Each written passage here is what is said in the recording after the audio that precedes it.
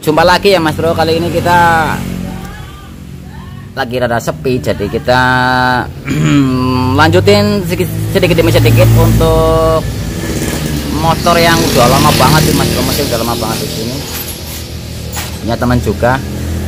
Ini buat Trabas niatnya, cuman orangnya minta ekstrim, jadi kita sebenarnya sih riset bersama sama bareng teman, riset bareng untuk spek ekstrim dengan kayak spek drag, cuman buat Trabas sih Mas Bro. Nggak tahu kita ntar kuat apa enggak.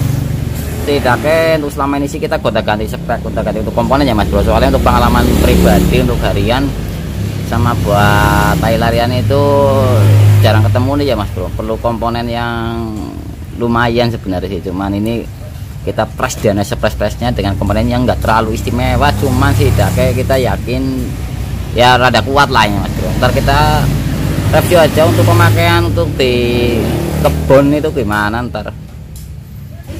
Kalau ini kita coba di chassis kita, memang chassis peninggalan pas masa muda ya Mas. Ini chassis yang lama banget, pas waktu kita dulu lah, udah lama banget. Untuk chassisnya motornya sendiri masih dalam proses untuk pembangunan di rangka. Buat rangkaan ini artinya rangka GTX Mas Bro. Cuma ini speknya lumayan ini speknya kita sedikit berbagi tips ya Mas Bro untuk dalemannya. Ini rasio standar, kita pakai rasio standar. Terus untuk nggak pakai rotor juga, ini ntar pakai spool juga untuk bagian magnet. Untuk piston kita pakai 64,5. Ini film S Mas Bro. Cuma untuk piston film kita kompresi nggak terlalu tinggi sih Mas Bro. Kalau tinggi kita riskan juga, soalnya takutnya pecah, soalnya kita sudah pernah ngalamin pistonnya pecah. Jadi kita ntar pakai kompresi paling 12an ya Mas Bro, nggak nyampe 13, paling 12 ataupun sekitar 12 lah, nggak lebih untuk kompresi kita, targetnya di situ. Untuk pistonnya 64,5. terus balancer kanan kita pakai berat ya Mas Bro, kita pakai 800 gram untuk balancer kanan. Perlu kita bongkar untuk balancer kanan 800 gram. Terus untuk kampas kopling kita pakai FR yang merek Kawahara, yang buat FR. Pir kopling kita cuman pakai Shogun FL yang 20 ribuan, itu lumayan lah. Untuk keras kita nggak standar, langkah standar, nggak sama bandul itu juga PR juga Mas Bro, nggak di bandul, keras standar. Cuman untuk bearing kita pakai Vito juga, ini yang light tech Bro, yang rada murah, nggak terlalu mahal untuk bearing keras.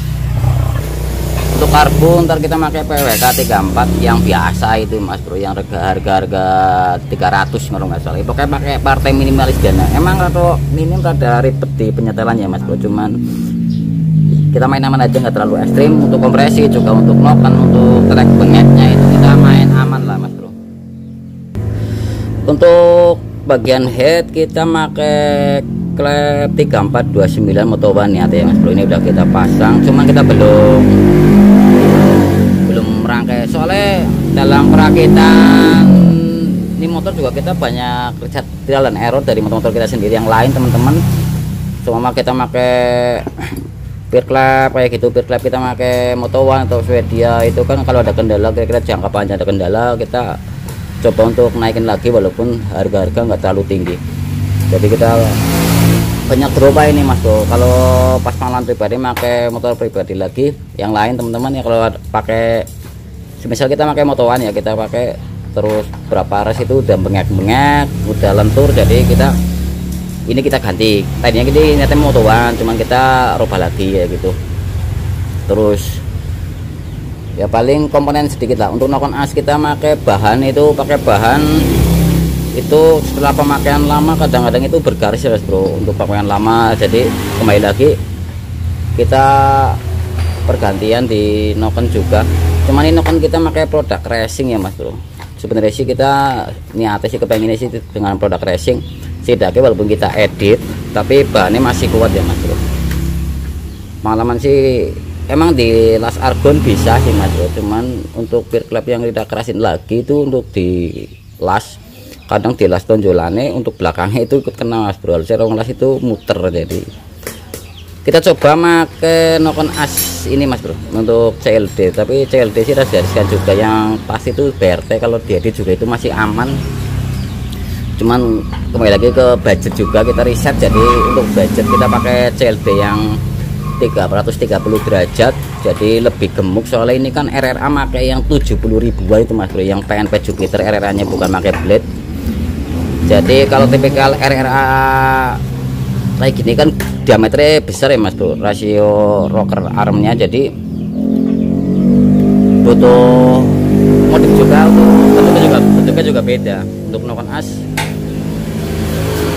ini kan kita pakai CLD yang 330 derajat biar rada gemuk, jadi kita ngedit juga masih bisa ketemu di RRA yang roller pad, walaupun ini aturannya nokon ini buat RRA biasa, templar biasa itu mas, berpelatuk biasa, cuman kita modif ke pelatuk roller tanpa kita las gitu. Ini pakai CLD emang lumayan kecil banget sih mas, cuman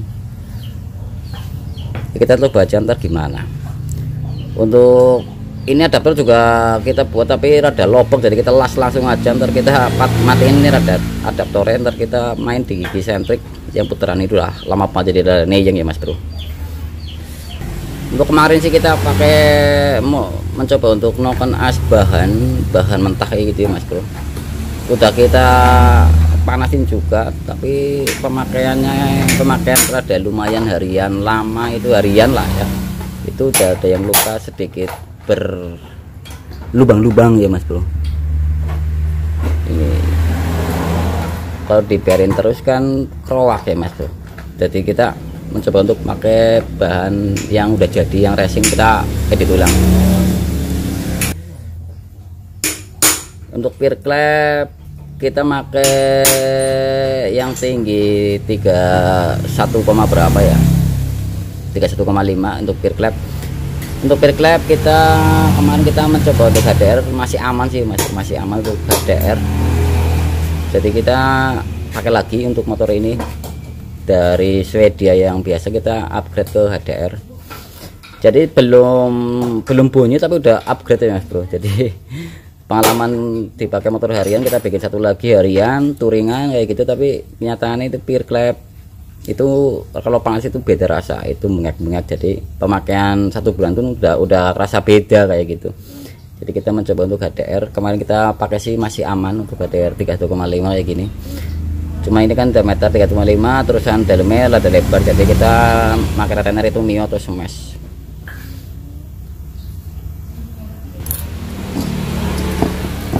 Ini udah lama banget sih mas bro.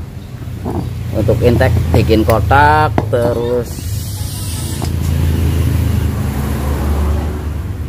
packing knalpotnya kita juga pakai aluminium, biarlah lebih, biasanya pakai Albron atau kuningan ya mas bro, Albron tapi dana juga, jadi kita pakai aluminium lebih murah untuk packing knalpotnya, biar kita press napas kantong knalpot itu nggak jeber mas bro. Ntar kita review aja untuk pas bunyi kayak gimana.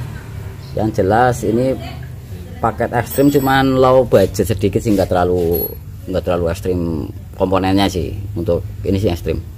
Untuk head sih kita packing head kita bikin sendiri dari tembaga 0,5 mm ya mas. Soalnya untuk packing kita antisipasi aja, untuk packing head standar ini nggak ketemu di daerah pinggir katang ya mas bro. Jadi lihat, jadi biasanya rawannya di sini kan mas bro.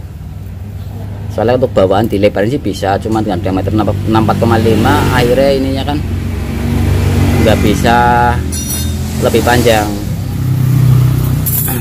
Padahal ini blok udah kita las, jadi emang jarak dari sini ini udah lumayan lebar untuk mengantisipasi kebocoran, jadi dilebarin biar misalkan antisipasi kebocoran ya mas bro. Ya dengan resiko packing kita juga harus bikin manual sendiri untuk biar untuk pas di ininya mas bro, biar pas di sini biar lebarnya sama, bagian sini lebarnya sama, dia mengantisipasi kebocoran. Kalau pakai bawaan kita lebarin itu ya bisa sih sebenarnya, cuman ya ada yang aman sih, ada yang aman, cuman kita main aman aja lah, main pasti, soalnya untuk di kebun juga terabas, jadi kayak gini bedanya, lumayan bedanya jauh sih. Untuk pakai gaji kita nggak beli yang itu jadi, kalau jadi nggak tahu untuk samping bagian katang itu lebar apa enggak, soalnya kita beli yang plat lembaran itu ya mas bro. Ya walaupun capek untuk lubangin dan ngepasin sih, tapi ya bisa ngepas di bagian pengelasan bloknya ini bisa pas. Soalnya untuk head juga bisa dilihat, untuk head juga ini kan udah dilas juga untuk head, bagian katang udah dilas, jadi aman lah, insya Allah aman. Tinggal pengukuran dan kekuatan komponen. Yang pasti piston fin ya kita nggak main kompresi tinggi ya mas bro, takutnya kayak kemarin kita sempat pecah dengan diameter 635, kompresi hampir 13 itu pecah sih mas bro.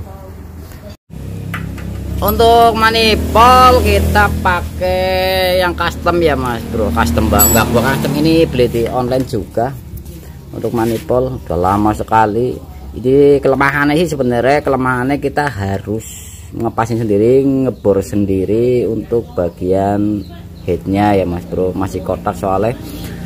Terus kelebihannya sih ya menurut saya pribadi ya mas bro, dengan budget yang rada minim, nggak nyampe 80.000 kita bisa dapat bahan aluminium yang udah lebar, jadi kita bebas berkreasi porting mau ukuran berapa kayak gitu, sudah kayak itu masih aman karena masih tebel.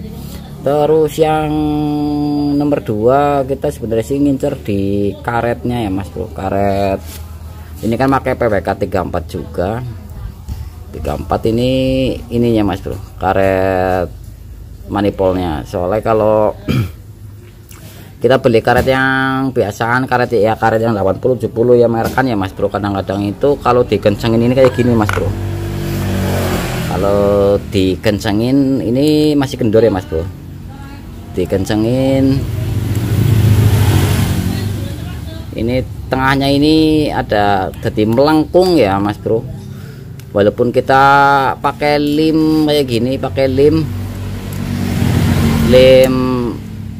kapal kayak gini untuk lem kapal muter, tapi terlalu riskan juga, soalnya ini juga biar dilihat ada celah melengkung kayak gitu, jadi karetnya terlalu lembek di bagian sini ya mas bro, lembek. Jadi kita pakai yang pakai kayak gini, sedangkan kita kencengin masih rata, terus baru kita lem porting untuk penguat lagi, soalnya beban karbu itu lumayan berat untuk PWK 34 itu ada berat, jadi butuh dilem lagi untuk penguatan. Ya selama ini masih aman, kalau pakai manifold kayak gini kita masih aman. Pas awal kita sih pakai Biprotect bengek lah kayak gitu, yang di bawah ya 100 lebih sedikit, di bawah 150 ya aman, cuman aman sih nggak jangka panjang sih ya mas. Jadi harga ya sedangkan harga bawa rupa lah ya, cuma kita ya sebagai konsumen pengennya kan harga yang murah tapi rupa yang menawan. Jadi rupanya itu ya sedangkan ya lumayan lah, ganteng, kuat lah, intinya kekuatannya mas bro. Ini kita kuat, kalau kayak gini sih selama ini masih kuat, jadi rekomendasi ya motivasi ya lumayan layak lah bagi kaum kayak kita pribadi yang buat motor itu nggak duit budget beralbrul budget yang banyak. Kita bikin motor 100-200 ribu itu kita kumpulin, kita riset bareng. Jadi kita sebenarnya sih partai low budget, karena kita sendiri bukan orang kaya juga ya mas. Jadi bukan orang kaya tapi hobinya bodol motor ya gitu, hobinya ya tidak hobi lah, sekedar hobi sambil belajar bareng sih. Kalau duit banyak sih mungkin paket sana sini untuk lebih enak dengan komponen yang lebih memadai, cuman kita sendiri sih pakai komponen yang cukupan lah, yang penting pede aja mas bro. Oke, lanjut kita ke depannya, kita review lagi ya mas bro. Ini sekedar ya bikin konten ya mas bro, puyeng ke konten apa ya. Kita bersih-bersih semua, soalnya udah bertahun-tahun di sini. Kita bersih-bersih, kita buret lagi, kita ukur lagi, baru kita dial noken biar ketemu aja sih angka yang kita mau. Biar kekinian ya Mas Bro. Kita dial biar kekinian, walaupun aja dial noken belum tentu ya motor bakal banter kayak belum tentu juga sih. Tergantung juga ukuran yang pas apa enggak. Oke, kita pasang aja bukan belum sih Mas Bro. Kita belum sekir ulang, kita belum pasang gear flap juga. Ini ya Mas Bro, untuk pakai knalpot kita pakai aluminium. Kelebihannya ya aluminium sih jeleknya tidak kalau dipres itu, kalau knalpot kita pres itu enggak melar ya Mas, enggak lembek, jadi masih lubangnya masih presisi. Ini presisi lah ya. Partai low budget ya Mas Bro. Sekian dulu ya Mas Bro untuk video nextnya pengukuran trek bengek lanjut berikutnya. So ini juga pakai santai punya temen juga, cuman kita kalau lagi sepi ya kita tetap bertanggung jawab kayak gitu. Sekian dulu ya Mas Bro, jangan lupa like, subscribe juga. Terima kasih. Wassalamualaikum warahmatullahi wabarakatuh.